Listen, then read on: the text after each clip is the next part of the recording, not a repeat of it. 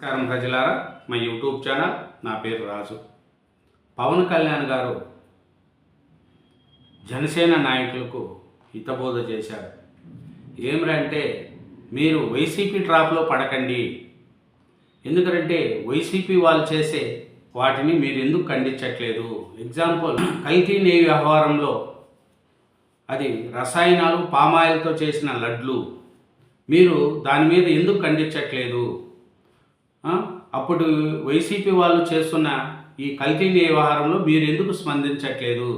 అన్నిటిపైన నేనే మాట్లాడాలా అని పవన్ కళ్యాణ్ గారు చెప్తున్నారు. అలాగైతే ఎమ్మెల్యేలు ఎంపీలు ఎందుకు అనేది కూడా మన పవన్ కళ్యాణ్ గారు చేస్తున్నారు. అట్లాగే మీరు చట్టాన్ని గౌరవించి సమన్వయం పాటించండి. అలజడులు రేపే కుట్రల్లో భాగంగా వైసీపీ వాళ్ళు బూతులు, కవింపు చర్యల పట్ల అప్రమత్తంగా ఉండండి. వాళ్ళు బూతులు మాట్లాడతారు, రాష్ట్రంలో అల్లర్లు చేయాలని అంటున్నారు. కాబట్టి జగన్మోహన్ రెడ్డి గారి యొక్క ఎట్లాంటిదంటే అల్లర్లు చేయడం, అరాచకాలు చేయడం, బూతులు తిట్టడం, ఇవన్నీ కూడా చేస్తున్నారు.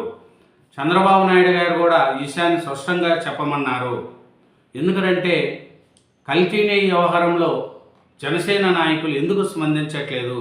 అన్నిటిపైనే నేనే మాట్లాడాలా అని పవన్ కళ్యాణ్ గారు అంటున్నారు. పవన్ కళ్యాణ్ గారు ఇంకా ఏం మాట్లాడుతున్నారంటే, కాసుల కకృతితో నేడు వైసీపీ నేతల అపచారం, ఇప్పుడేమో బొంకుతున్నారు. వారంటే నాకేం వ్యక్తిగత వైరం లేదు, వాళ్ళ భాష క్రిమినాలిటీతోనే సమస్య. మళ్ళీ మేము వస్తే అంటే బెదిరిస్తున్నారు. 11 స్థానాలకు పడిపోయినా వాళ్ళ ప్రవర్తనలో మార్పు రాలేదని పవన్ కళ్యాణ్ గారు చెప్తున్నారు. నోటుకొచ్చినట్లు మాట్లాడినందుకే ఇవాళ దాడులు. అంబటి రాంబాబు గారు ఒక సీఎం మీద అట్లాంటి బూతులు మాట్లాడడం ఎంతవరకు కరెక్టు? అయితే హింసను ఏ పార్టీ సమర్థించదు. ఆయన మాట్లాడిన మాటలకే ఆయన ఇంటి మీద దాడి చేయడం జరిగింది. అట్లని చెప్పి హింసను ఎవరు కూడా సమర్థించదు.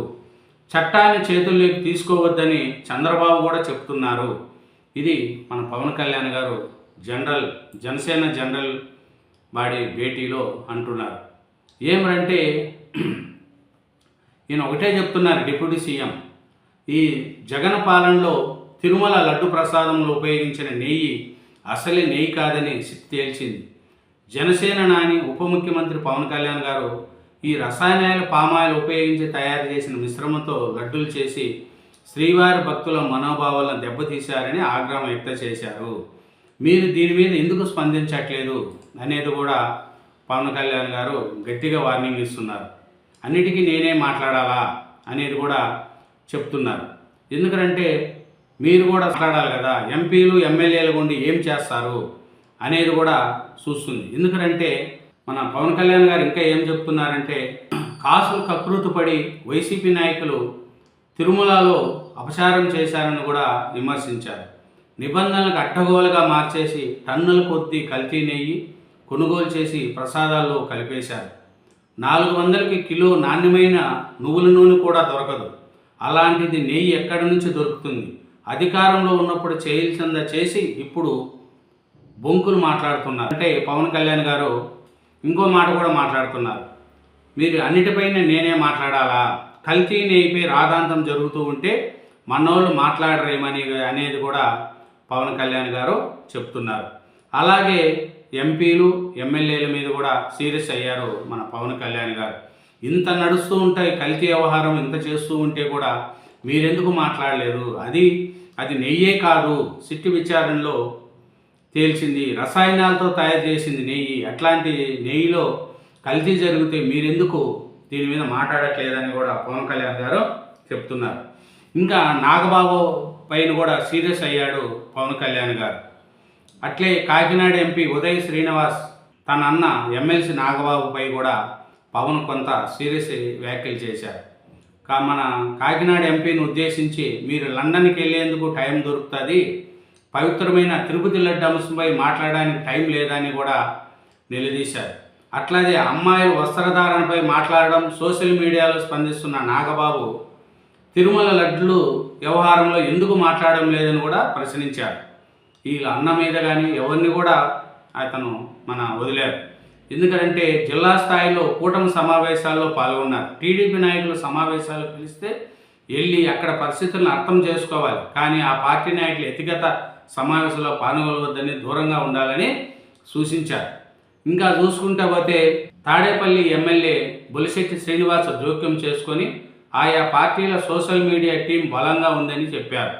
పవన్ స్పందిస్తూ సోషల్ మీడియా పరంగా మనం కూడా బలంగానే ఉన్నామని, మీరు గట్టిగా మాట్లాడితే అదే ప్రజల్లోకి వెళ్తుందనేది కూడా చెప్పారు. అది మన పవన్ కళ్యాణ్ గారు ఒకటే చెప్తున్నాడు, ఈ ఇంత కల్తీనే జరిగితే టీడీపీ వాళ్ళు అంత గలంగా వాదనలు వినిపిస్తూ ఉంటే మీరెందుకు వినిపించట్లేదు, మీరెందుకు మాట్లాడట్లేదు, ఇదేం పద్ధతి అనేది కూడా పవన్ కళ్యాణ్ గారు గట్టిగా జనసేన వాళ్ళకి వార్నింగ్ ఇచ్చారు. అలాగే మన జనసేన మన నాగబాబు గారికి కూడా గట్టిగా ఇచ్చారు. వస్త్రాధారణ గురించి మాట్లాడేదానికి టైం ఉంటుంది, కానీ తిరుపతి లడ్డు వ్యవహారంలో ఎందుకు మాట్లాడట్లేదు అనేది కూడా చేస్తుంది. నాగబాబు గారు మంచి విషయాల మీద స్పందించాడు. ఆయన ఈ బట్టల మీద స్పందించి నవ్వుల పాలు అవుతాడు. వాళ్ళ కుటుంబానికి కూడా, ఈ మెగా వాళ్ళకు కూడా నాగబాబు గారు మాట్లాడే మాటలు కొన్ని తలపోరుగా వస్తున్నాయి. చూడు, వస్త్రాధారణ ఆడవారి ఇష్టం, ఏ బట్టలైనా వేసుకోవచ్చు అని కొన్ని వ్యాఖ్యలు చేశారు. దాని మీద నాగబాబు గారికి కూడా గట్టిగా ఈ సోషల్ మీడియాలో కౌంటర్ వచ్చారు. కానీ తిరుపతి లడ్డు వ్యవహారంలో నాగబాబు గారు సైలెంట్గా అయిపోయారు. మళ్ళీ జనసేన నాయకులు కూడా ఈ కల్తీ మీద పవన్ కళ్యాణ్ గారు ఇంత గట్టిగా ప్రయత్నిస్తూ ఉంటే ఈ జనసేన నాయకులు ఏం చేస్తున్నారనేది కూడా తెలుస్తుంది.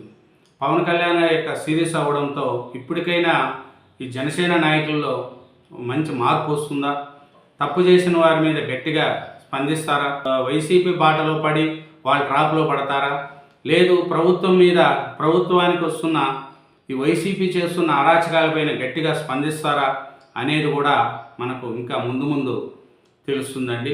ఇదేనండి పవన్ కళ్యాణ్ గారు జనసేన వాళ్ళకి ఇచ్చిన warning. Thank you very much.